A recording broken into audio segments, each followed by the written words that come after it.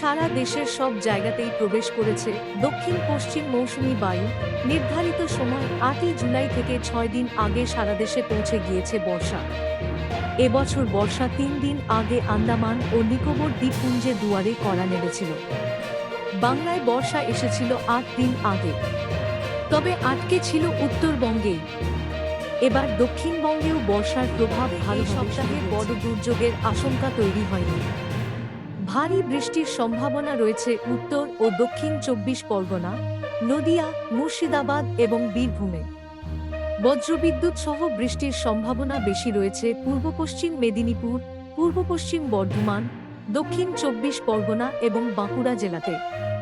কলকাতা সহ সংলগ্ন এলাকাতেও বজ্রবিদ্যুৎ সহ হালকা থেকে মাঝারি বৃষ্টির সম্ভাবনা অনুসারে মৌসুমী অক্ষরেখা বিহার থেকে অসম পর্যন্ত প্রসারিত রয়েছে। উত্তরবঙ্গের উপর দিয়ে এই অক্ষরেখা থাকায় বৃষ্টিপাতের পরিমাণ বেশিই থাকবে। এছাড়াও বাংলাদেশ ও সংলগ্ন এলাকায় ঘূর্ণাবর্ত অবস্থান করছে। এর প্রভাবেই মেঘাচ্ছন্ন আকাশ থাকবে দক্ষিণবঙ্গেও। সপ্তাহ জুড়ে বৃষ্টি হবে বাংলার বিভিন্ন জেলায়।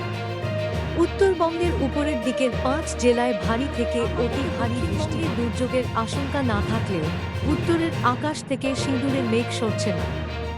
উত্তরের অবস্থা ভয়াবহ। পাহাড়ে অতি ভারী বৃষ্টিপাতের জেরে কার্যত বিধ্বস্ত হয়ে পড়েছে উত্তরের জনজীবন।